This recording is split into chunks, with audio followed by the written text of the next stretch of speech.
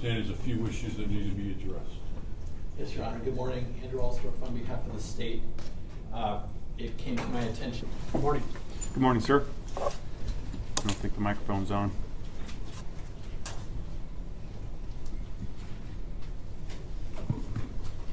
Let's try that. Good morning. That's much better. Thank you.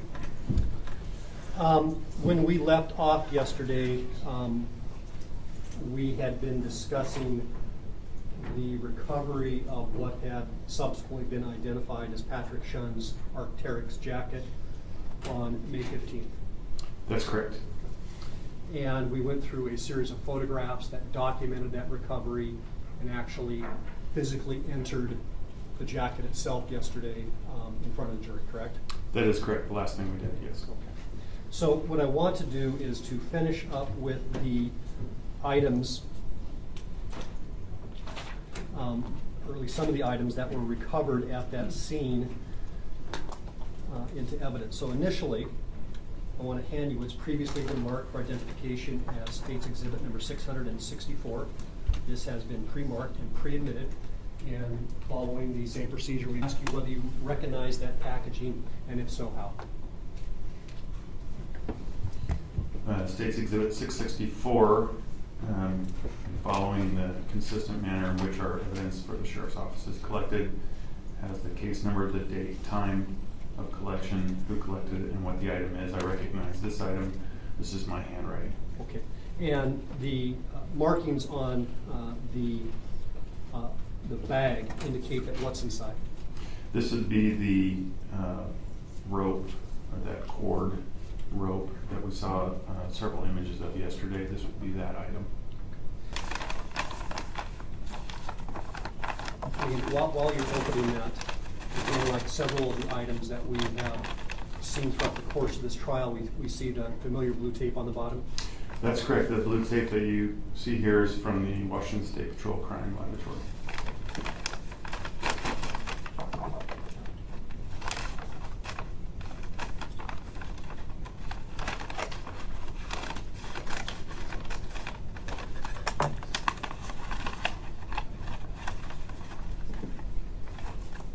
It does appear to be in the same condition as when I recovered the item and placed it into evidence. Okay. And Detective, if you could remove that cord and display that to the jury, please.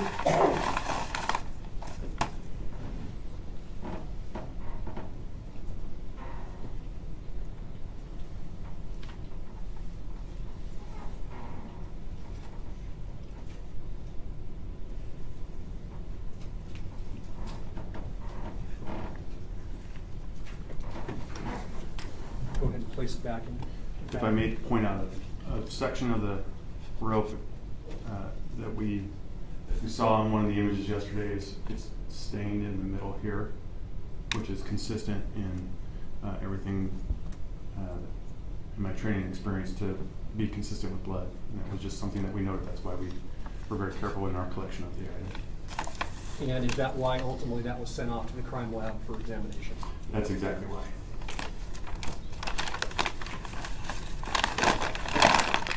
Now, yesterday there was some discussion about the manner in which that cord had been wrapped around the Miss Queen, which was wrapped around the coat and the single nitrile glove. And again, I want to explore that just a little bit. Were there any particular knots or anything of that nature that was tied in? I don't recall there being any knots or any tight. It was almost as if the visqueen was wrapped around it and it was just sort of coiled around it, if you will, to just secure that in place. Make a bundle out of it? Yeah, exactly. And you indicated that this cord that we saw, that's in State's Exhibit number 664, appears to be consistent and similar to the cord that was tied to the back of the Land Rover. It does appear to be very consistent, yes.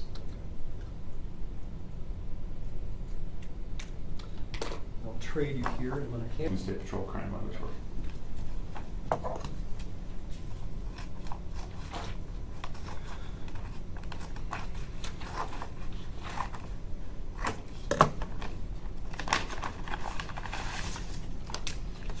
So as is typical in many of the cases, there's an envelope inside the envelope. That's just to keep things together.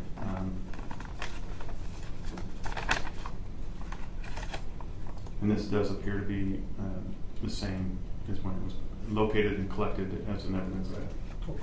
If you could go ahead and remove the piece of the nitrile glove and then display that to the jury, please. There's two pieces here. They are connected by the smallest of margins at the bottom, so it's probably one and the same.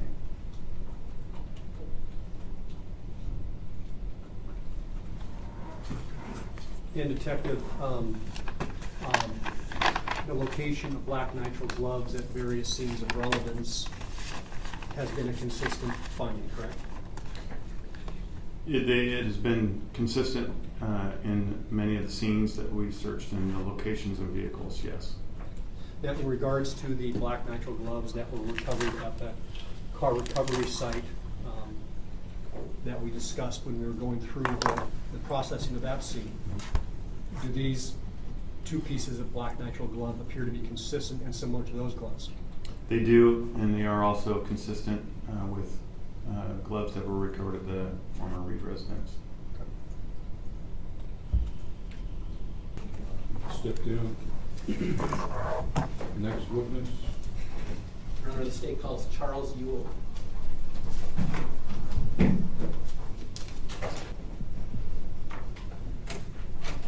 Come around here, and then when you get to the first step, just take a step up and stop for a second. Have you raised your right hand? You swear affirm the testimony about to give in this matter be the truth, the whole truth, and nothing but the truth? Yes, I do. You can be seated if you'll turn the chair around and adjust it in the microphone, please.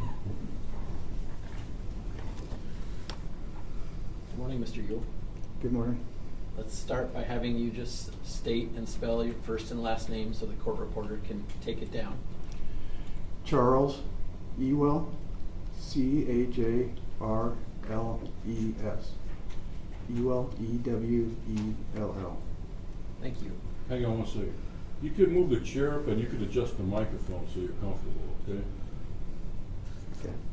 Go ahead, Mr. Ellsworth. A little bit nervous today? Oh, yes, quite a bit. Okay, well, let me just tell you, if you don't understand any of my questions, you can ask me to restate it for you, okay?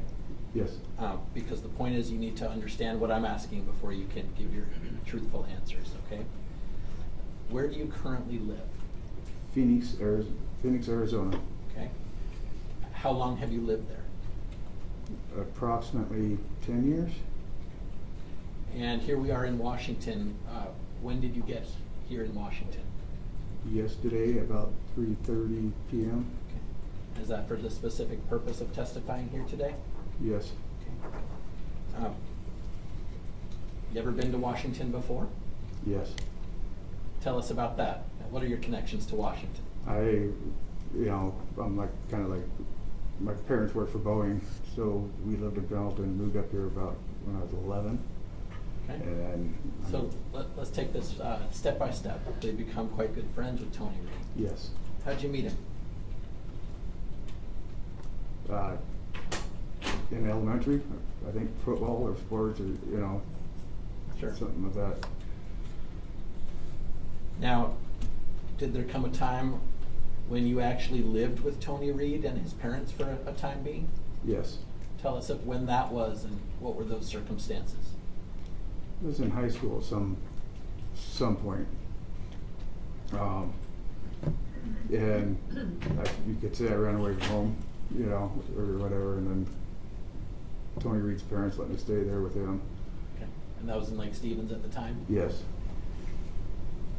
And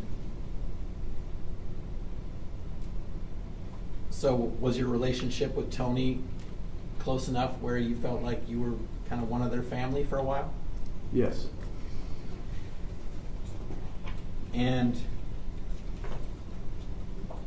we're going to talk about April 2016 in a minute here, but since April 2016, have you had any contact with Tony Reed? None whatsoever. Okay.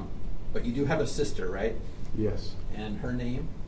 I got two sisters. Uh, You're talking about Janet Sure. Ewell. Okay. And does she have a relationship with Tony Reed? Yes, she does. What is the nature of that relationship? Well, they live together. Okay. Other than that, but I'm not, you know. Now, do you know a person named John Reed? Yes, I do. Have you known John Reed as long as you've known Tony? Pretty close. I mean, you know, first few years, probably not. Sure. You know, Well, let's start with this. Is John Reed older or younger than his brother Tony? he's older. How much? I think he's the oldest one. Like, how many years would you estimate John is older than Tony? Maybe 5 or 6. Okay. So when you were friends with Tony growing up in high school in Lake Stevens, was John around that much? No, he was in college. So tell us the extent of any relationship you've had over the years with John Reed. We see each other, you know, I mean, Christmas or, you know, when he came back, I mean, but it wasn't, you know, just here and there. You know, it's not like we went out and had beers or anything. Okay. Would you say you were even friends with him? Well, he's part of the, you know, he's our family, so. Sure. I guess you could say we were friends. We didn't, you know, I mean, Did you talk that much to him at all? not that much because he was older and Okay. he's smarter. I don't know. Mr. Ewell, I'm going to ask you to look around the courtroom and let us know if you can identify John Reed in the courtroom. Yes, I can. Okay? And I have to ask you for the record to describe something that he's wearing and where he's sitting. He's wearing a tan tie. He's sitting right there. Yeah. And I understand this might be emotional for you, and that's okay. All right. So, when did you say you moved to Arizona? Approximately 10 years ago. Right. I mean, I don't. What was the main purpose of you moving down there? When my daughter was old enough, I started a business, What kind of business? a fire sprinkler business. Okay. And is that what you do down there to this day? Yes. Right. Now, in those 10 years that you lived in Arizona, from I guess about 2008 till now, did Tony Reed ever come and visit you? Yes. About how many times would you say? Maybe 3 or 4. Okay. I mean, I might have been right around in that area. And so one of those times was April 2016, right? That'd probably be another time. So it might have been 5. Okay. 4. But here's my question. Prior to the April 2016 visit that we're going to mostly talk about today, how long had it been since you'd seen Tony Reed? Maybe 2 years, maybe 3. Okay. And in any of those 4, 5, or 6 times over the past 10 years that Tony Reed came down to Arizona to see you, was John Reed part of any of those visits? No. Okay. But was he part of the last one in April 2016? Yes. Okay.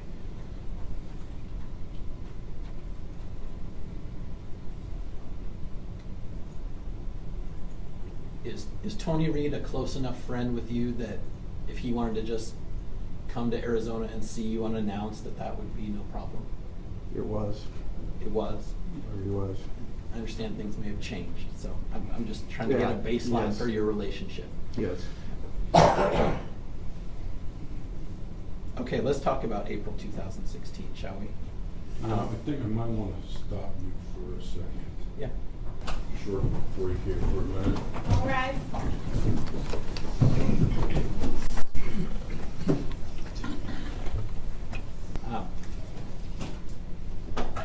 Were you living in a house or an apartment at the time? A house. And the last time Tony Reed had come to visit you in Arizona, were you living in that same house? No. Were you living in an apartment last time Tony Reed had visited you? Yes. Okay. So, this is in Phoenix proper, within the city limits? Yes, it is. Okay. And the address?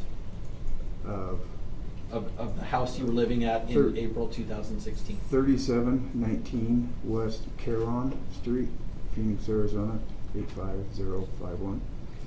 Were you living there alone? Yes. Let's try to nail down the date when this visit happened, okay? Do you remember the date when you first became aware that John and Tony Reed were in Phoenix? It was Saturday. Okay. Right around the 18th. I'd have to see a calendar to tell the exact date it was. Okay. Pretty sure it was the 17th, Saturday 17th of April. All right, so if the Monday of that week was April 11th, 2016, that would make sense that the Saturday was April 17th, right? Say that one more time, Wait, please. so, You said actually, it. no, if that Sunday would be April 16th, right? Yes, it was the 16th. Okay, so is it your testimony that you first became aware of John and Tony Reed being in Phoenix on Saturday, April 16th? Yes. Okay. How did you become aware that they were in town? I got a phone message on my phone. I got a phone. I didn't know who it was. So I didn't answer. I was at a barbecue. Okay. You were at a barbecue, you say? Yes. Whose house was that? Girlfriend's. A girlfriend of yours? Yeah. Okay. And And was that close by to your home on Karen Way? it was in 3 or 4 miles. Okay, but driving distance anyway? Yes. Yes. All right. And did you have a vehicle at that time? Yes. What kind of vehicle or vehicles did you have? I have a 2001 Chevy Silverado, and then I have a 1993 Chevy, I'm not sure exactly, a Sierra maybe? Okay, so 2 trucks? Yeah, I have 2 trucks. All right. And so you're at this barbecue on Saturday, April 16th. You get a call, but you don't answer it. Do you check the voicemail? After a couple phone calls, Whose voice was it? Did you recognize it? it was Tony Reed's. Okay. And what was the message? Hey, we're in town. Where you at? We're going to Frank's house. Okay, so who's Frank? Frank is a friend of mine that lived up here too. He moved down to Phoenix about, I don't know, before me, a few years before me. Okay. Frank's last name? Reba. And when you say he's from here too, he's also from Washington? He's from Lake Stevens. All right. Yes. Does he know John and Tony Reed? He knows Tony. Okay. Is he as good as friends with Tony as you are? Probably not. Okay. I mean, All right, so you get the message that they're at Frank's house. What do you do about that? sit there and talk for a while, you know, and thinking, because we had food on the barbecue. And I go, well, I'm gonna run grab them real quick and take them to my house, and then I'll be back. Okay. And so did you do that? I went and got them, and then we took them to my house, and then we sat there for a little bit. So hold on. You're gonna take this step by step, Okay, okay? sorry. Yep. Yes, So you drove from the barbecue at your girlfriend's house to Frank Reba's house? correct. And who all was at Frank Reba's? Well, Frank, John, Tony, and then there's Chris and a couple other people, because Frank was working on the cars. And so about what time was this on Saturday, April 16th, when you first saw them over there at Frank's? Everything's, you know, around 8, Okay. you know, right? 8 in the morning, 8 at night? Oh, 8 at night. Okay. Saturday night. Okay. And just Volkswagen. Red Volkswagen convertible? Yes. Okay. Do you recall making any observations about how Tony Reed was acting? No. Well, was it your understanding that they had just come long ways in their drive? Yeah. Okay. Well, were they excited to be there, having a great time at the barbecue, or how was Tony acting at all? This wasn't a barbecue at the time. I already left that. Understood. I don't know. They were just tired. You know, when you get done with a trip, you're kind of, you know, you're talking. You know, they were talking sports. Okay. I got a friend that watches everything on. Okay. And I understand the inclination to say they were doing this, they were doing that, but to the extent you can you be clear about what John was doing or what Tony was doing? I mean, do you remember how John was acting at all? Was he No, tired he too? came up and goes, "Hey, you're looking good." You know, I'm like, "Well, I gained a lot of weight." Okay. You know, but How long were you at Frank's before you went back to your place, like you said? I would say, I don't know how long they were there. I'd say we were there maybe a half hour, 45 minutes, half hour, 45. We just, you know, approximately. Okay.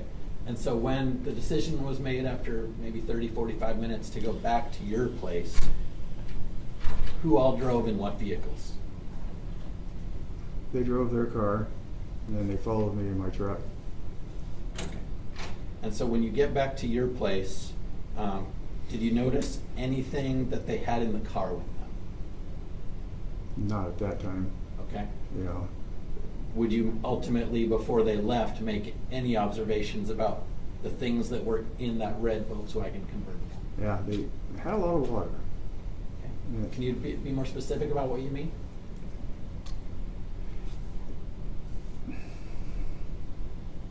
When you know, you always take a kit. You always take extra oil. You take extra water. You know, when you go on a trip, you change your oil before you go. You know, you do all that.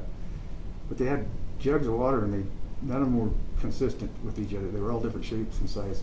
Okay. About how many containers would you say? I think there was probably 6 or 7. Okay. I just thought that was.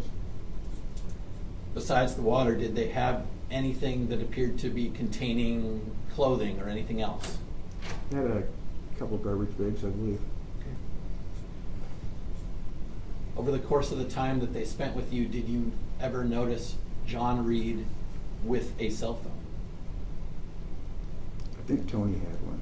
Okay. I'm not sure about John. So you do remember Tony having a phone? They had a phone. Okay. Well, let's try to be clear if Tony- you remember. If you I remember. believe Tony had the phone. Okay. Do you ever remember seeing more than one phone or just the one? Just the one. Okay.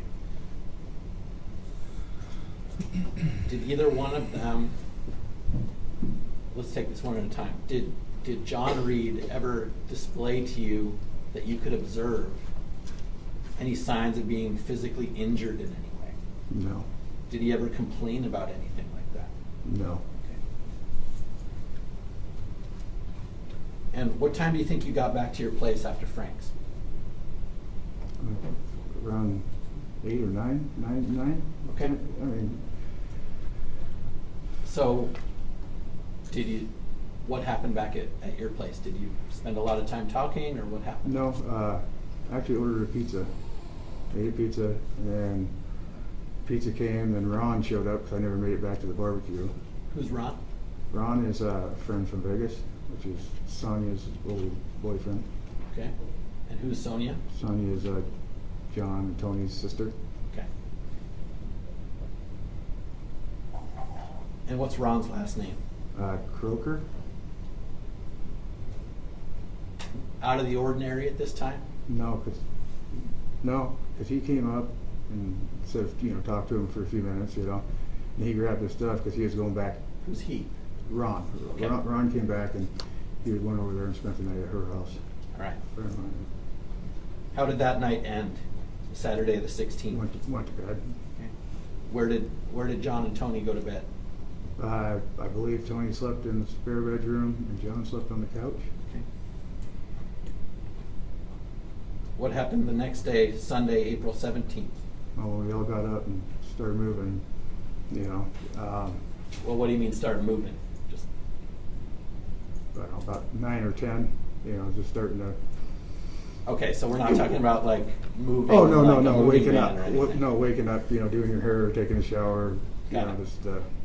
All right. So was there a particular plan for that day that Yes, came about? We were gonna go to a friend of mine's and have a barbecue. Okay. Same friend, the girlfriend from No, the day before? Or No, different friend. All right. Frank Reba's or no? Yes, Frank's Reba's house. Okay, so you were going to go to Frank Reba's. Did you end up going to Frank Reba's? Eventually. All right. Did John Reed accompany you to Frank Reba's initially? No. Did Tony Reed accompany you to Frank Reba's initially? No. Did either one of them give an explanation for why they didn't come, even though that was the plan? They were tired, they were gonna come a little later. Okay. So, do you remember what time you personally went over to Frank Rivas? I went to Chris's first, which is another friend of mine, Okay. and around 2? Okay, 2 in the afternoon or Yes, so? 2 in the afternoon. All right. I mean, right in that area. All right. So, you go over to Frank's around 2. Where are John and Tony? They're at my house. Staying at your house? Okay. And what do you do when you get to Frank's? Chris's. Okay, you're All right. still at Chris's? Yeah, we were there and, you know, just hanging out in the backyard, you know, drinking some beer. And then, I don't know, it was like 6 or so. You know, I think I called Tony, I'm not sure. They were gonna stay, but I went to, and then I got a text message about what happened. All right, so let's talk about that. When you say that you got a text message about what happened, are you saying you became aware that John and Tony might be wanted by law enforcement? Yes. When you got that text message, who was it from? And, excuse me, actually Ron called me Okay. and told me, because he went home to Vegas. Is that Ron Croker that you mentioned Yes. before? Yes. And did Ron Croker provide you with a specific link to any information? Yes. 'Cause What did he do that gave you information? That's when he texted me, and I got on the phone with the information on it. Okay, so when he texted you, what do you mean you got it on the phone? What did you get from Ron Croker? Objection to hearsay. Goes to a What state of rule mind. in relation to this goes? You can answer. I don't know. It had the face of Clyde and had the face of John and Tony on it. Say they were wanted for questioning. All right, was it a link to some sort of news or media account Yes. of what was going on? Yes. All right. Did it include the details that this was potentially a murder investigation? I am not sure. Okay, well, I believe it was at that. let me ask you this. When you read what you read in the news account, were you concerned? Yes. How concerned? Extremely. Yeah. Okay. And so you get this news from Ron Croker, you see the media news account. You're at Frank's when this happens, is No, that this right? is at Chris's. This is still at Chris's. So what do you do next? Well, they asked me what happened. They asked if my mom or daughter was hurt or something happened to them because I just, Who asked you what happened? friend Chris. Okay. You know, he goes, well, what is wrong? Mhm. I'm like, oh, nothing. And I walked outside and, you know, and then I didn't know what to do. So then I, you know, went to Frank's and When you didn't know what to do, why did you decide to go to Frank's? because I've known Frank for ever. Okay. And I didn't know what to do. I wanted to ask somebody what, you know. And so did you talk with Frank about how you were going to handle this situation that you had John and Tony Reed at your house? Yeah, we sat and decided that we got to get them out of my house. Then just first thing was just get them out of here, and then we'll figure out what's going on after that. Okay. Did you make any specific plans about how you were going to get them out of there? No, I always went down there to tell them they had to leave. Okay. And so when you left, how long did you hang out at Frank's house before you went back to tell them that they had to leave? Maybe 4 hours, 3 hours. Yeah, Was that a pretty stressful 3 or 4 hours there at Frank's? it's been extremely stressful 2 years. Sure. Were you drinking any alcohol during that time? Yes. Okay. Would you say that you were drunk or buzzed or what? I was intoxicated. Okay. And when you left Frank's, to go back to your house, about what time was that? I'm gonna say 11, 12, I mean, This is Sunday night, the 17th? yes. And when you left Frank's, what car were you driving, car or truck? I was driving Frank's car. It's a gold Acura. All right. Gold Acura, you say? Yes. But had you driven to Frank's in something else? My truck. Okay. Yeah, could we? So why the switch? Because I use his car all the time. Okay. But you had your truck already. Yeah. So was there a specific plan made with Frank about the gold Acura? No, there wasn't. So you just decided to borrow his gold Acura and Well, leave his- your truck at the house? His daughter had a big box for her, I don't know, for her school project. It was in the back of my truck. Whose daughter? Frank's.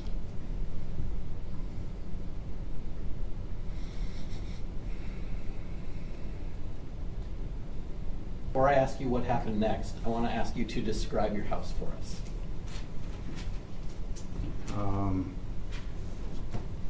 Just give us a basic layout of the first floor. Oh. Does this jury understand, Mr. Ewell, when you're coming back to your own house and you know John and Tony Reed are in there, you've already said how stressful this was for you. What was your plan? How were you going to approach this situation? I was going to tell them they have to leave. I woke them up. I go, you can't, I mean, you can't stay here. This isn't, you know. Yep. Do you remember waking them up? Yes. Where was John? John was on the couch. Okay. And where was Tony? Tony was in his spare bedroom. Now, what had you done about the front door? I left them both open And why did you do that? so I could run out if I had to.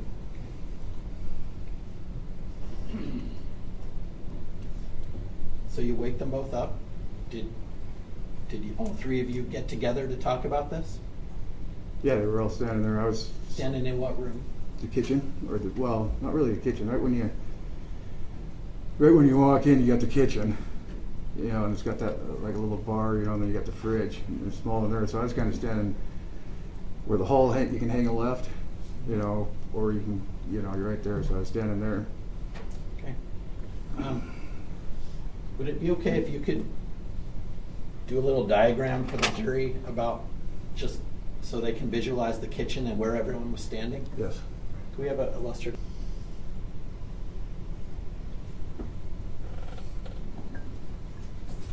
That's the fridge.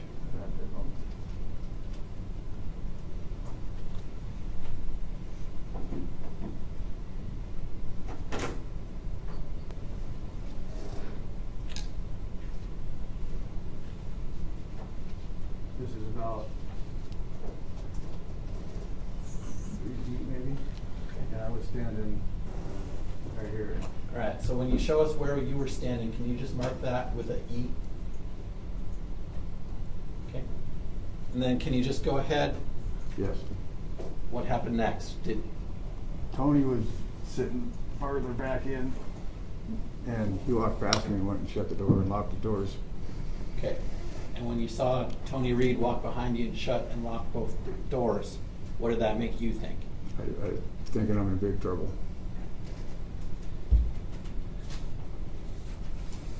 Did John Reed say anything in response to you saying that they had to leave? He said, no, if we can just stay, it'll all blow over in a couple days. And how was he saying that? What demeanor did he have when he said it? Like a panic. Okay. Like what? Like a panic. Thanks. And what was Tony saying about the same thing? He was saying, I don't remember exactly what he was saying. That's where I don't, it's been, they were saying if they just stay a few more days. Okay. That's, Do you remember John Reed telling you that you were their last chance? yes.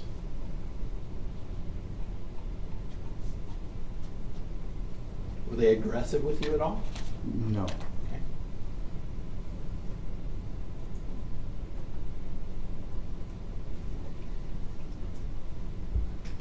how long did this pleading go on where they're saying last chance and it'll all blow over in a couple of days? It's hard at this time to judge any time whatsoever. It wasn't very long. Okay. And what happened next? I gave them a gold Acura and told them they had to leave. Did you give them anything besides the gold Acura? Yes, I gave them some money, How much? $500. Did they give you anything in return? No, they did not. And so, Mr. Ewell, I know you've answered this kind of question a lot before, but the jury is surely wondering. You gave away Frank Reba's gold Acura? And I don't feel good about it. At this point, you go into mode that, you know what, I just need to protect myself. I will just do whatever it takes. I'll deal with it in the morning. That's, I'm here to be able to, I don't know if they would have done anything. I felt like I'll deal with it tomorrow. I just can't, How were you feeling in that moment, in that kitchen? I was thinking that I might not make it.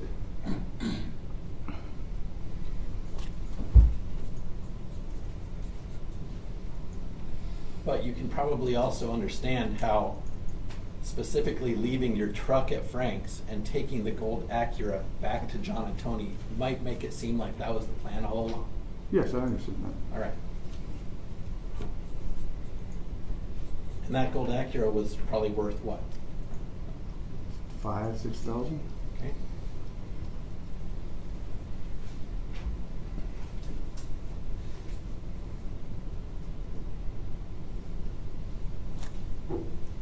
Car was gone. Yeah, I'll pay him back. I'll get him paid back. It's just, everybody says something about it. Sure. And so,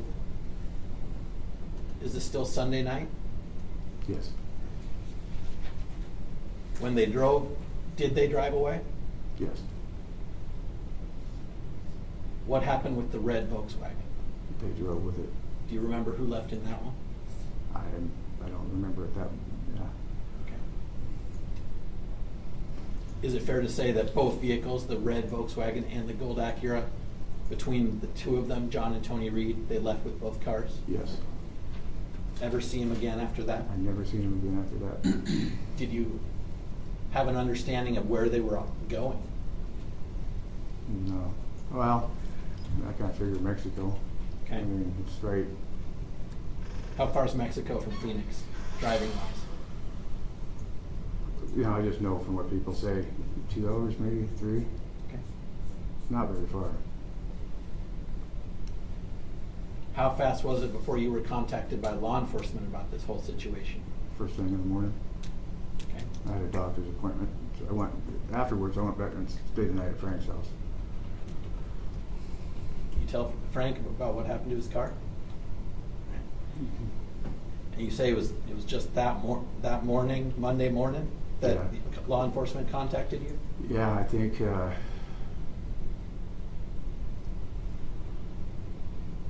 8:55 maybe. All right. I mean, it was What type of law enforcement? U.S. Marshals. And as the days and weeks unfolded, did you do anything to assist the U.S. Marshals in potentially bringing John and Tony Reed back into custody? Yes. What did you do? I stayed in touch with their family and tried to get whatever information I could to help. And was that at the U.S. Marshals' request? Yes.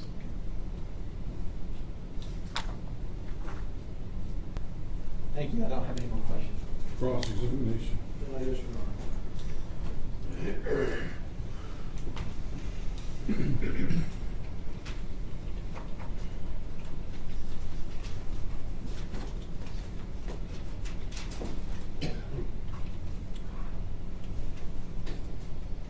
Good morning, Mr. Ewell. Good morning. So growing up, you were better friends with Tony Reed than John Reed, correct? Yes. When they visited down in Phoenix, at this time you were discussing, did you see them have any guns on them? No, I did not. Okay. Guess I'll just cut to the chase. Did John Reed tell you what happened up in Washington? No, they did Objection, not. hearsay. I'll let the answer stand. He told you nothing? Nothing. Now, you're under oath, Mr. Gill. Yes, I know that.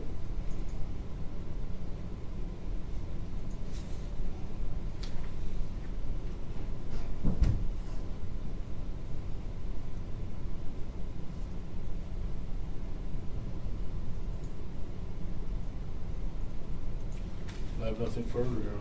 Redirect. No, Your Honor. For a second, I'll swear you in.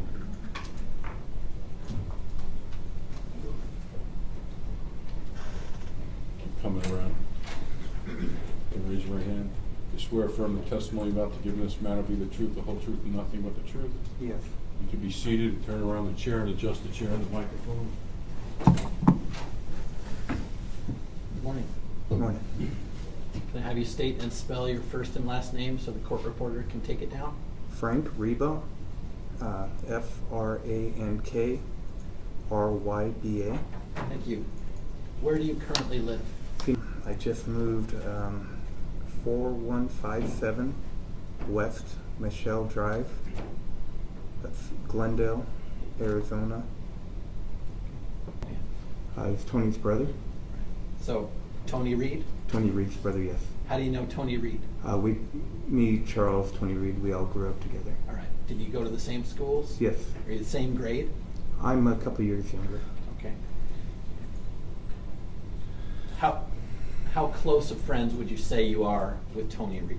I'm a pretty good friend, I would think. Okay. And how about his older brother John? Are you friends with him? No, I've only met him one time. Okay.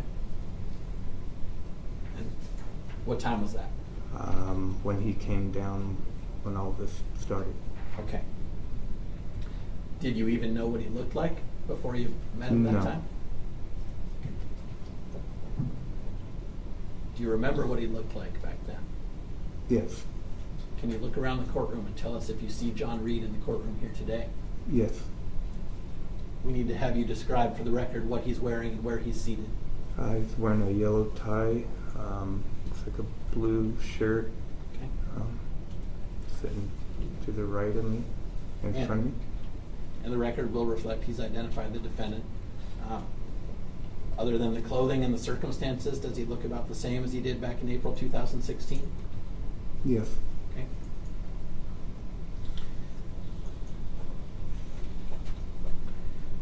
Now, before this April 2016 incident that we're going to talk plenty about, how long had it been since you seen Tony Reed before that? He came down probably. Yes.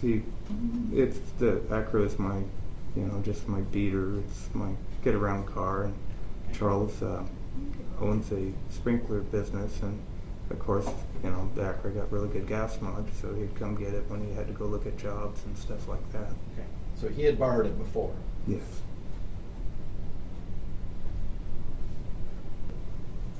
What day or what time that was when Charles came to tell you about that in your garage? It would have been probably Sunday. Probably maybe 6 o'clock, give or take. It was just getting dark, or dusk, I guess you'd call it. So does Sunday, April 17th sound about right? Yes. When you learned all that, what was your reaction? Like, wow, this is crazy.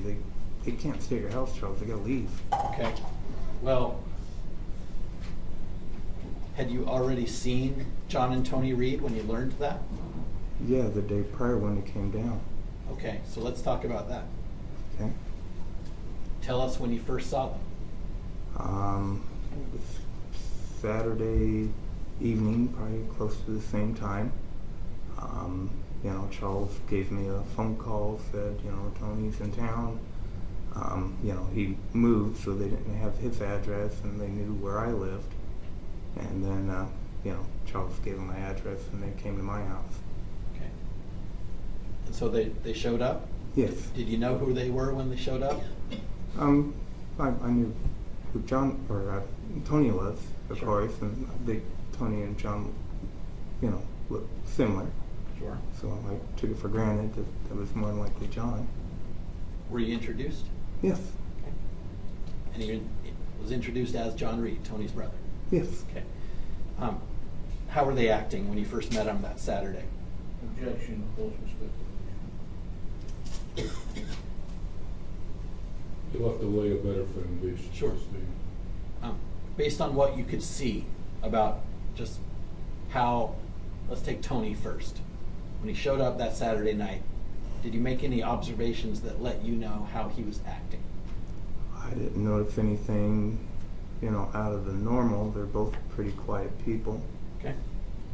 So, not acting pan. No.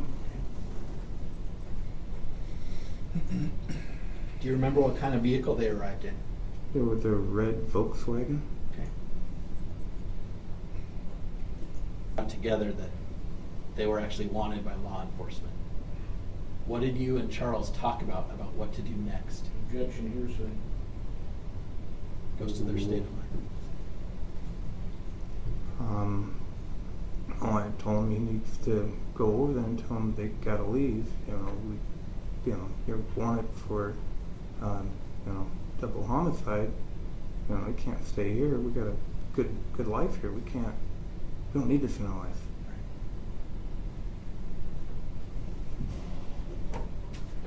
Did you know that Charles was going to take your gold Acura over there? I knew he was gonna take the Acura over there. I Sure. didn't realize he was gonna give it to him. No. Okay, that was going to be my next question. So, what did you know about why Charles was taking your gold Acura over to his place in the first place? Just going over there to tell him they gotta leave. Okay, but of course he drove there in his truck. He drove to your place in his truck, right? Mm-hmm. And he's just going to switch vehicles? He had keys to it. Okay.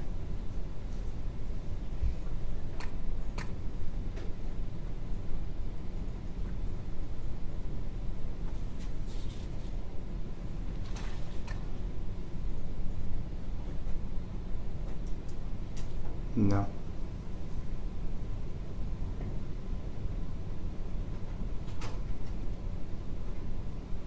You ever see John or Tony with any guns No. when they were down there? No. You ever see either one of them with a cell phone? Yes, I believe so.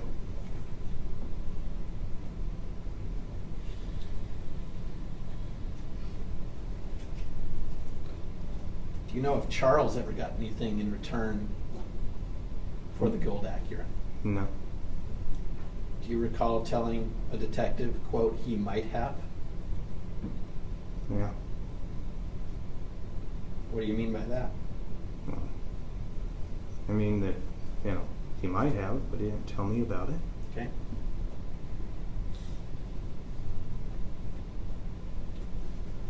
And about how long after Charles left with your gold Acura, did you ever see that car again? No. About how long after he left with your gold Acura did you get contacted by law enforcement? The very next day, probably Monday around 9 o'clock, 10 o'clock. Did you tell law enforcement what you knew? Yes. Okay.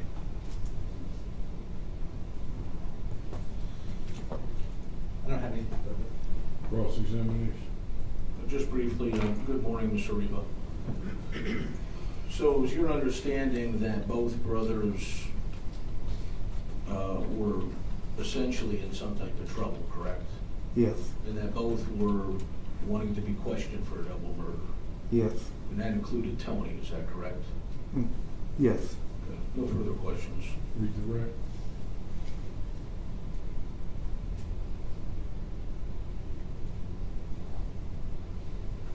Ever notice John or Tony with any obvious physical injuries when you saw them that time? No. Nothing further. Anything else, Mr. Step down? Next witness.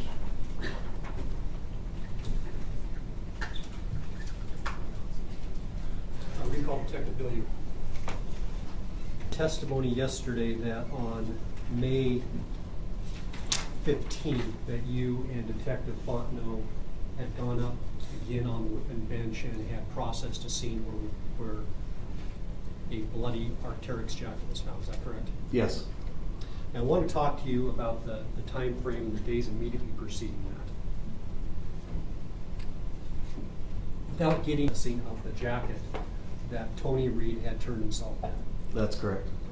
And what plans did you or any other detectives in the Major Crimes Unit make to go pick Tony up?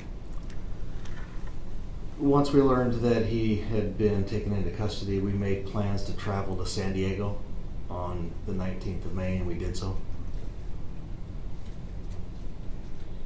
And when you went down to San Diego, where did you pick Tony up at?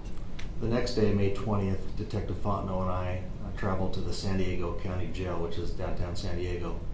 We had been in contact with that facility. They knew we were coming. We were led into the jail and took custody of Tony Reed. And then ultimately, on that same date, did you transport him back to the state of Washington? We did. We flew back with Tony Reed from San Diego to Seattle. Once we landed in Seattle, we turned Tony over to other sheriff's office units. Okay. And what did they ultimately do with Mr. Reed? Tony was transported to our jail here in downtown Everett. Okay, on what date? That would have been May 20th, 2016. Yes, sir. Could you describe where that interview took place and who was present? We had the opportunity to interview Tony Reed here in this building up on the 4th floor where our office is located. There were a number of people present for that interview. Who? Myself, Detective Fontenot, Detective Walbotny, Tony Reed, Tony's attorney, Mr. James Kirkham from Ellensburg, and Mr. Kirkham's private investigator.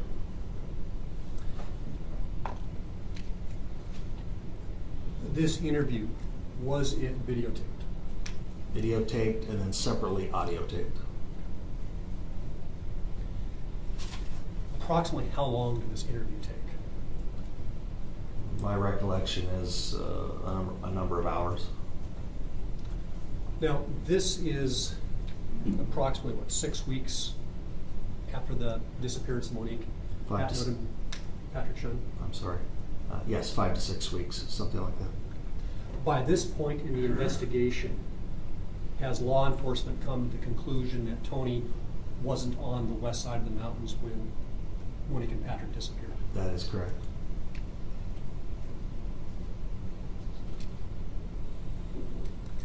Now, again, without getting into the specifics, during the course of this interview, did Tony describe his initial involvement with the bodies of Monique and Patrick?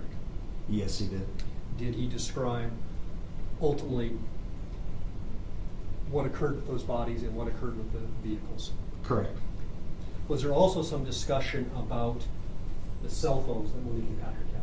Yes. And in his descriptions of what occurred with the cell phones, did that strike something for you? It did. Describe that for us. Prior to this interview, when we had been previously searching the properties down off of Whitman Road and then up on the Whitman bench and the forested land in between, I had walked the trail that leads from the former Reed property up to the Whitman bench because I wanted to understand the topography and what areas lie between the end of Whitman Road and where we located the vehicles up on the bench. During the walk of that trail, came across a concrete culvert, partially buried in what surprisingly was a very wet and mucky little area along the trail. That struck me as odd, but we knew that we had the Oso slide in close proximity So I thought, wow, maybe this is part of the water system that was part of the Oso slide.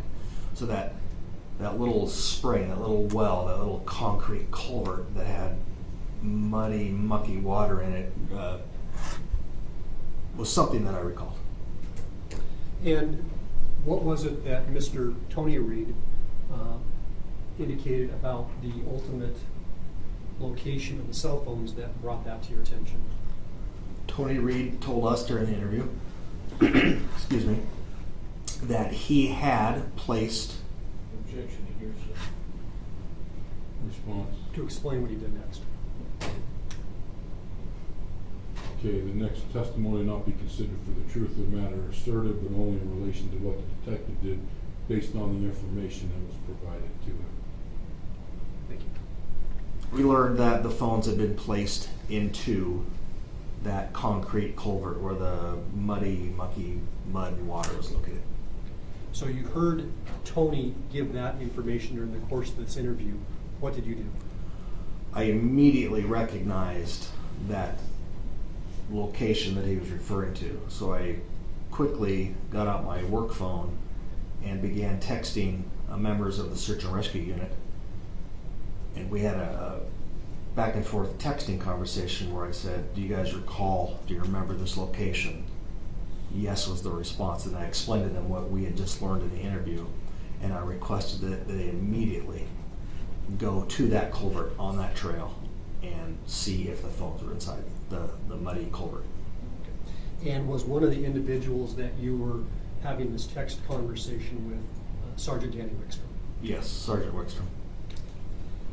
And earlier during the course of this trial, we saw a number of photographs of a location where the phones and a wallet were recovered. Is that the area that you indicated that stuck in your memory? Precisely. Now, during the course of this initial interview with Tony Reed, this information that he was giving about the phones and their ultimate secretion in this, what are we going to call this? Catchment basement? I wouldn't really call it a basin, no. Most culverts are horizontal to let water run underneath the roadway. Well, these concrete culverts were actually in a vertical orientation. Why, I don't know. But that's where they were. So we at first called it a spring, then we started calling it the concrete culverts so that everybody understood the location itself. Okay. Well, we'll call it a concrete culvert then. That's fine. Prior to Tony describing the ultimate disposition of the cell phones, had you, or to your knowledge, any of the other detectives in the Major Crimes Unit had any idea where Monique and Patrick's phones had ended up? No. How long after this text communication between yourself and Sergeant Wickstrom did you discover that, in fact, the phones and the wallet had been discovered? Surprisingly quickly. The folks that Sergeant Wickstrom detailed to that search responded back quickly that they had located and recovered the items in the culverts within a couple hours. The following day, Monday, May 23. Absolutely. And what were those plans? We, when I say we, Detective Fontenot and I and other members of the Major Crimes Unit had planned and did initiate that plan and execute it to take Mr. Reed essentially on a field trip. He was going to show us specific locations up on the Whitman bench where we could locate the things we were seeking. And those things were what? Primarily the bodies of Monique and Patrick. During the course of the interview with Mr. Tony Reed, was there also some discussion about the laptop computer of Patrick Shum? Laptop, computer, and another item as well. Would that be the game camera we heard so much about? Yes, the game camera. And were those two items that there was also a plan to locate with Mr. Reed's assistance?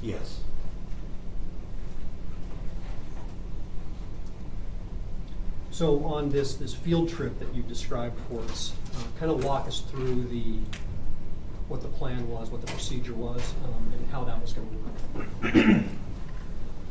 Because Tony Reed was in custody across the street at the Snohomish County Jail, we made arrangements with the staff there to take custody and responsibility for Mr. Reed. We borrowed one of the jail vans. Mr. Reed remained in the prisoner area of the van while Detective Fontenot and I operated the van. We had a caravan of law enforcement vehicles that went with us, all from the Major Crimes Unit and Search and Rescue.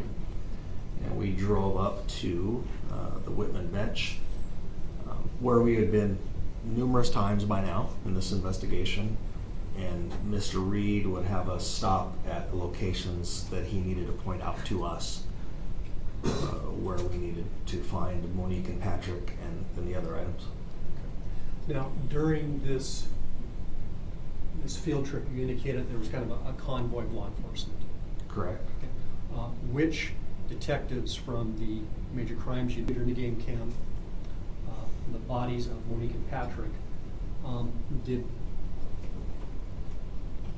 was there also a desire to have information about the placement of the pair of glasses and the house keys to Monique and Patrick's house from Mr. Reed?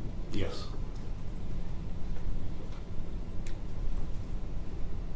So Tony Reed was giving you information that you later acted upon. Excuse me. So we take measurements from Mr. Reed's former home, John Reed's former home. We're driving up those roads, up North Brooks Creek Road, which then turns into the Weyerhaeuser logging roads, which then turns into the decommissioned logging roads. At 11.6 miles approximately is a narrow vehicle bridge that I believe Deputy Peter Teskey has already explained. That goes over Brooks Creek. And it was there we made our first stop. And that is where Mr. Reed explained how the keys and the glasses came to that location. When did he tell you? That he and John Reed had stopped there. I believe it was Tony was urinating from the bridge and threw the items off during that moment in time.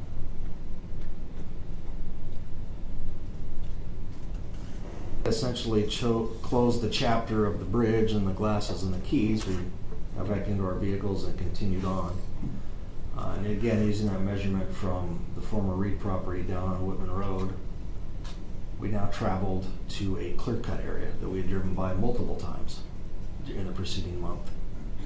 And that location was approximately 14.3 miles from the former Reed property. And as we were driving through this clear-cut, Tony Reed told us to slow down because he was now beginning to focus on a particular geographical location. And we came to a spot and he said, "Stop, this is it." What happened next? Tony told us to walk off into the clear cut to the east. There was an opening in the vegetation there. This clear cut had been cut some number of years ago. The trees that were now growing back were approximately 5 to 6 feet tall. So you really couldn't see off in the distance very far, but we could see that we're going to travel east into this revitalized clear cut area. Mr. Reed stayed in the van. The other people from the law enforcement convoy stayed there as well. And Detective Fontenot and I walked off to the east to see what we could find. Were you looking for any particular landmarks based upon the description that Tony Reed had given you? Yes. What were you looking for? Tony had told us that we would locate an uprooted tree, so a big root ball would be visible, and the soft dirt underneath that root ball had been the location of the grave they dug and where they put the bodies and then covered the bodies back up. Okay. So if you could, Detective Bill, you described for the jury how you and Detective Fontenot made efforts to locate this root ball and what it was that ultimately found. As we walked east into this clear cut, we obviously were looking for root balls. And we noticed a few. As we got into the clear cut further, approximately 100 feet or so, we came across a root ball, and based upon the description of what Tony had told us we would find on top of the dirt, which had been put on top of the bodies, we recognized almost immediately this is the spot based upon the loose wood debris that was on top of somewhat loose dirt. This instant recognition as to this being the grave site, what was it specifically that Tony Reed had told you that made you recognize it so quickly? Once they put the dirt back over the bodies, they gathered branches, chunks of wood, forest debris essentially, and had even taken branches from other trees and stuck them in the ground vertically to make them appear to be smaller trees growing. And then, in addition to those vertical branches made to look like trees, there were other branches and other pieces of wood laying horizontally. But so much time had passed since the bodies had been buried that those then, back in April, vertical branches had died off. And we just had this little cluster of dead branches sticking up out of the dirt vertically. So that clearly was something that caught our eye. Is this a good time to stop? It is, thank you. All right, we're gonna take our morning recess. Now have you close your notepads, remind you can't discuss the case among the show with anybody else. As she was taking notes, and it might have more of an issue. I guess the only thing that has it been communicated to juror number 9 that this is an older notebook that has previously been used, and that might be where that's coming from? Yes. Okay. All right, we'll be in recess for 15 minutes. All right.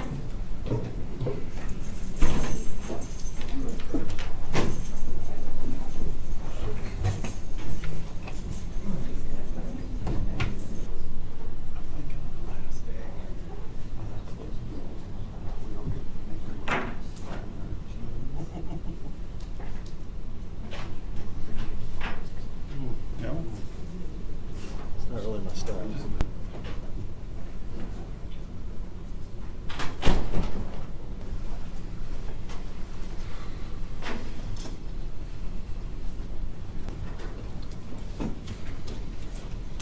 When we left off prior to the break, you had been describing for the jury your and Detective Fontenot's initial approach towards the root ball.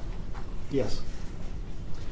And you had described for us that by the time that you and Detective Fontenot had arrived at this location on May 23, that there were a number of vertical boughs that had been stuck into the soft dirt that were now dead. Correct. Now, the root ball itself, as you and Fontenot approached it, did it appear to stand out from the other detritus in this clear-cut area? It did look different than any of the other root balls that we had walked past. Okay. Describe how. The other root balls didn't have that amount of debris, forest debris, adjacent, and none of them had the vertical dead tree boughs. Now, based upon the information that Tony Reed had given you prior to you and Fontenot exiting the vehicle, was it fairly obvious to you that we were now at this point looking at the grave of Monique Patrick? Yes. Is there any effort to exhume the bodies on that day, Monday, May 23? No. Why not? That process is going to be lengthy, very methodical, very detailed, and we will need additional resources. So at that point, we simply note the location and begin planning for the next day's full day operation. What efforts, if any, were made to secure that location? A uniformed patrol deputy was assigned to drive up there and spend the night.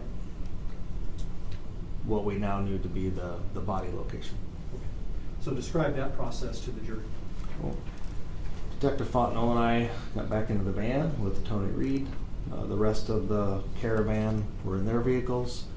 We then followed Tony's directions, which again were on the roads we'd already driven countless times. We continued south to a intersection of roadways, logging roadways. Went left, traveled a little further, went left again, and this was the route essentially to get to the vehicle location from the body location. And it was during that drive that Mr. Reed indicated to us, okay, stop again. And on our left was a overgrown, something between a trail and a logging roadway. Just a little spur road, I think would be a good way to describe it. That if you were to follow it, would actually take you back into the clear cut where the bodies had been located. But he said it's down there. We noted that location, and I gave that information to Detective Conley ultimately, who was then tasked with initiating the search and recovery operation for the computer and the game camera body.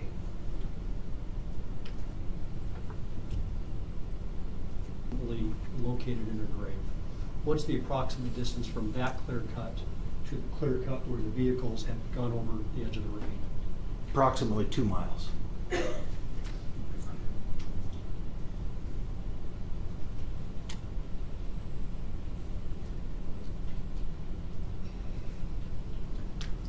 So Mr. Reed has described how the keys and the glasses end up in the creek. Yes. He's led you to what ultimately ends up being Monique and Patrick's grave. Yes. And he points out a location that ultimately is going to be searched for a laptop computer and a game camera. Is that correct? Correct. How long did this field trip that you've described for us take place? It was a number of hours. And then ultimately, after these locations were pointed out by Mr. Reed and security efforts were made, what ultimately was done with Tony Reed that night? The caravan departed. We drove the van back to the jail across the street here and returned Tony Reed to the custody of the jail staff.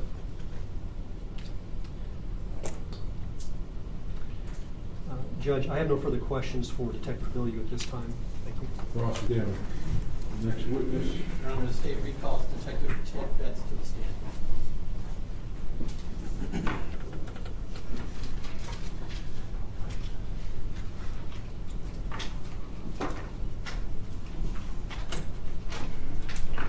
If you take the stand, you're still under oath. Thank you, sir.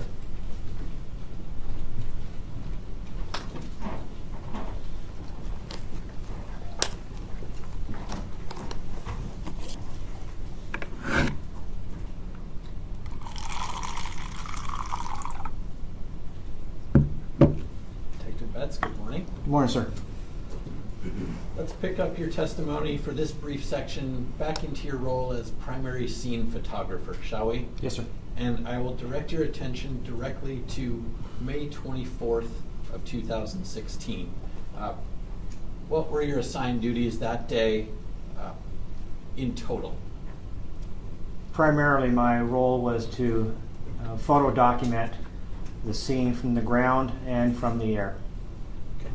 And is this the day after Tony Reed had pointed out to other law enforcement officials the location of Monique and Patrick's bodies? Yes, sir. Now, we've heard testimony that this was an extensive operation on the May 24th to exhume the bodies, if you will. What portion of your role took place on the ground and then from the air? I would say most of my role took place on the ground. It was a rather large scene, as you'll see in the photographs. We're talking acres and acres.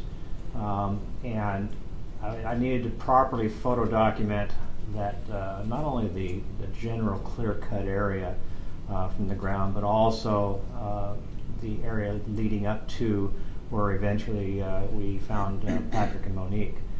So I wanted to give the best possible documentation so later on we could look at it and understand where everything fit in. And then from them because there was a couple of different things we needed to pay attention. It wasn't just the grave site, but I also was made aware of a location where vehicles had been parked, and it wasn't right at that site.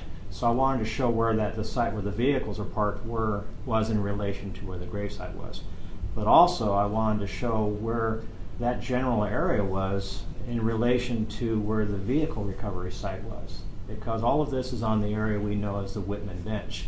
But once you get on ground level, it all kind of blends in with each other. And so getting the aerial view would provide the best perspective for somebody who's never been there.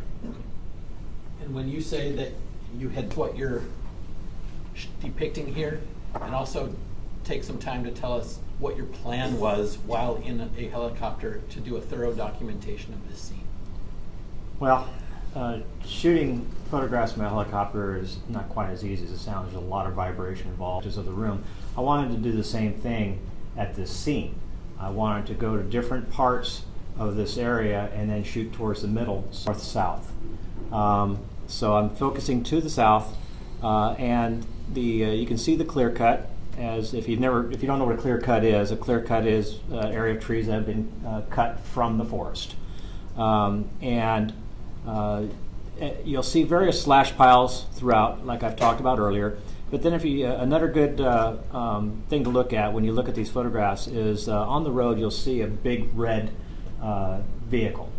That's our scene response vehicle. We have all our tools and such. Trail that led to where Patrick and Monique were recovered. Now, that trail was created by us because of the repeated foot traffic going back to Patrick and Monique. And you said that your helicopter flight for the... I'm at I guess it'd be the southeast corner of the clear cut, shooting to the northwest. Again, you see the big red vehicle and the recovery site not far away, and then the road that leads into it. What you can't see very well, and what we'll see better in other images, is another road that cuts off to the side back here. And that's where I was told the vehicles that John and Tony had driven had parked them. That's where they were parked while the burial was being done in this location. Okay. How about 378? In States 378, we've flown more toward the center of the clear cut site? Certainly.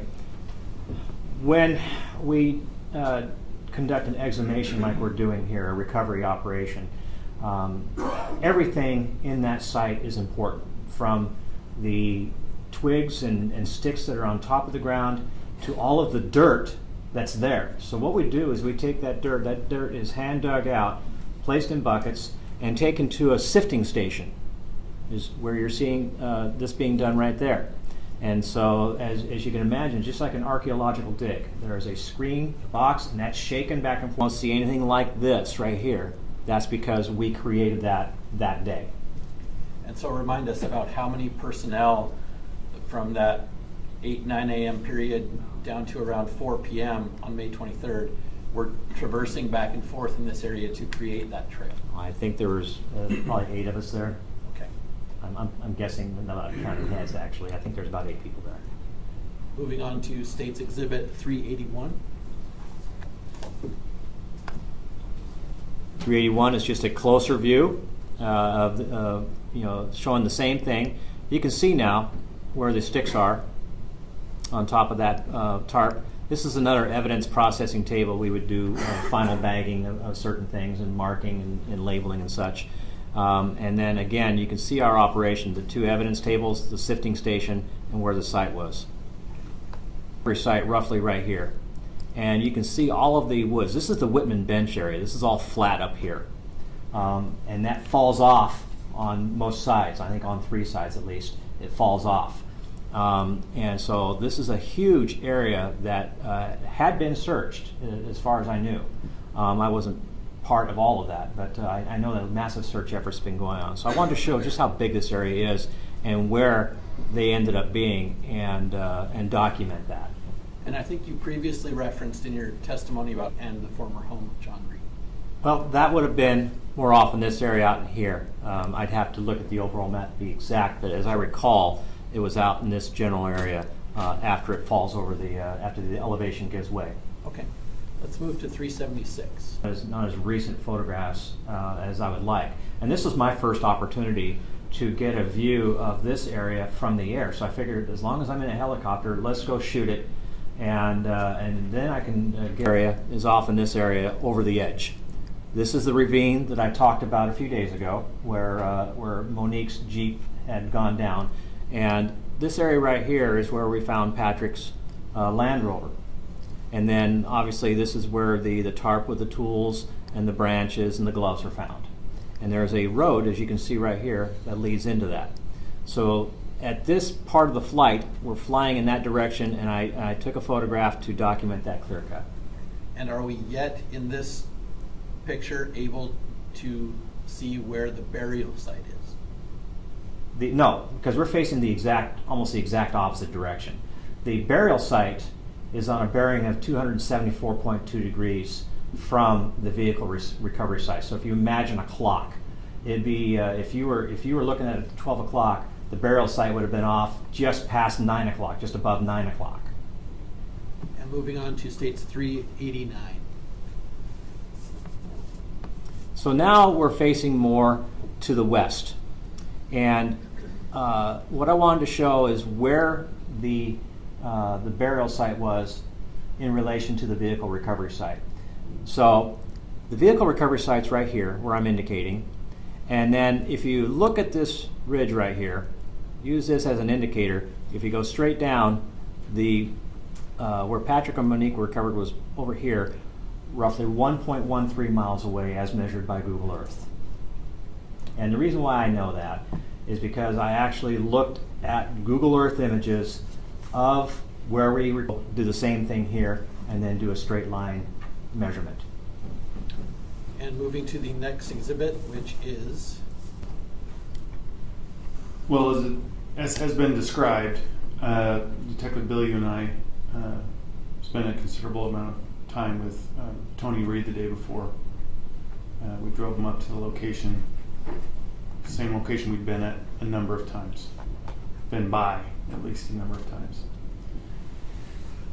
So given the nature of the topography and what we observed in that initial response, when we first discovered what we believed to be was the gravesite, that really set in motion along the lines the same way as we approached the vehicle site,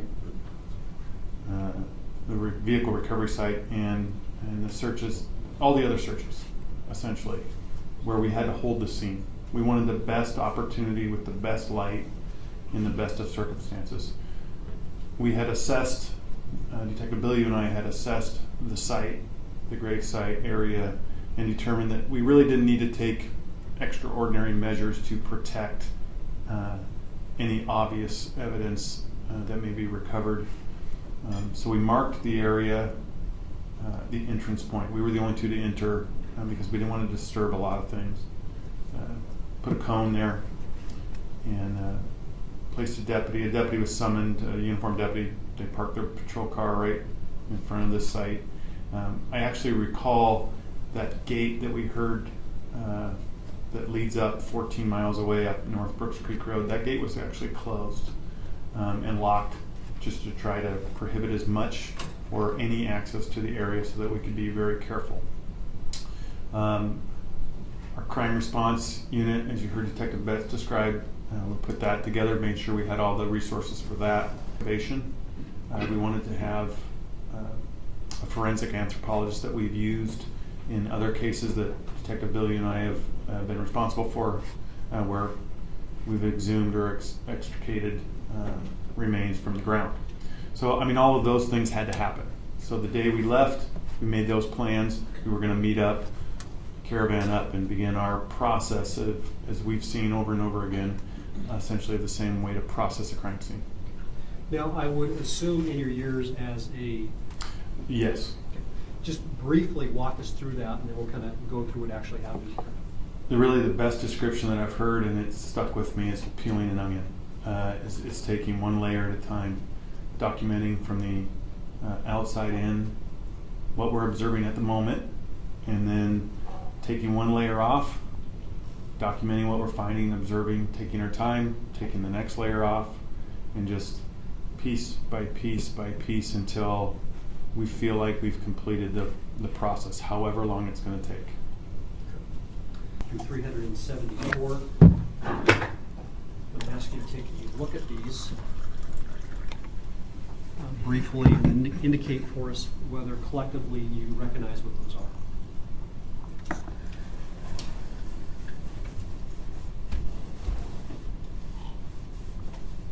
Yes, I know what these are. And what are those images of? These depict the ground search and recovery of the remains of Patrick and Monique. So, next 353. And again, orient what our perspective is here. Okay, orient us here. Sure. So now we've made our way. We've closed in. We've been to the north. We've been to the south. We've had our perspective shot. This is the cone here that I discussed placing. We're going to make our way in here. This is not the root ball. It is in fact a slash pile root ball. But what we're gonna end up walking back in here and actually going back a little further than that. So this would be the cone. This is the entry point. You can see some shine or some of the grass is laid over. That is Detective Billy and I the day before we made that little indentation in the grass. We're gonna make our way in. So we're gonna take it one step at a time. We're gonna peel that onion. We're gonna start to take it down one step at a time. We're just moving in. 359, State's Exhibit 359 is the first sighting, or actually it's the first picture that's being taken on the 24th. This is what Detective Billy and I had seen the day before. So this is the root ball that you're seeing here approaching from the west to the east. So behind us is the road. It's right here. And it's underneath this root ball that ultimately the bodies of Monique and Patrick are located. That's correct. As it was described, and I came to know, is when a tree falls. So we're going to take some pictures as we go around this. You'll note this here is the actual site itself. You can see some debris on the ground. I'm going to stand up. You can see some debris on the ground here. So the root ball is essentially fallen over, peeled it up. Root ball. There's a tree attached to that on this side. And this is the soft area. And you can see the debris that we'll talk about in a little bit. The debris that was on the ground and what we observed. This is just an angle. We're looking to the north essentially. These pieces here and here, there's one over here that are actually upright, like stuck in the ground.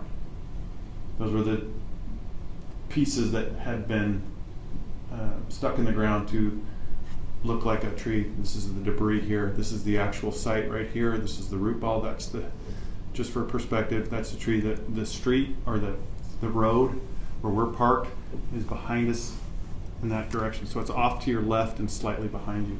The road's behind you. Documents just more debris. This is an actual, the intent of this picture is to document the covering crisscross. It's actually laid like this, and then it's crisscrossed, and then this is that dead tree that was discussed. This is another one. There's another one here. There's one right here. So they're just pushed into the ground 2 or 3 feet, and then these items are laid on top. And these vertical branches First falls over. It would not be expected to have this kind of debris. All the branches are on the other side of the root ball. All the debris is on the other side of the root ball. The root ball is essentially leaning forward and just pulling all the dirt with it.